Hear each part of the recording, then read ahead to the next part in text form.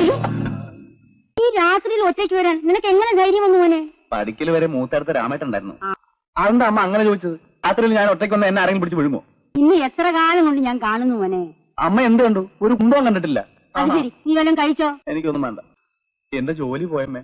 സന്തോഷം. സന്തോഷം? സ്വന്തം മകന്റെ ജോലി പോയ സന്തോഷിക്കാ വേണ്ടത്.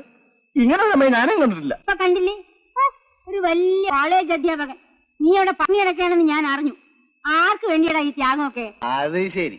അപ്പൊ അമ്മയെ ഇപ്പൊ ശത്രുപക്ഷത്താണല്ലേ? സ്വപ്നം കണ്ടിട്ടിരുന്നാ മതി. സബ് ഇൻസ്പെക്ടറുടെ അമ്മയാകാൻ എന്തോ കൊതിയാണെന്നറിയോ?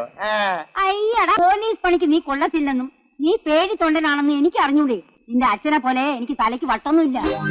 എന്നെ പേടിത്തൊണ്ടെന്ന് വിളിക്കുന്നത് മാത്രം എനിക്ക് ഇഷ്ടമല്ല. എനിക്ക് കുറച്ച് അഹിംസവാദവും അല്ലാതെ പേടിയൊന്നുമില്ല.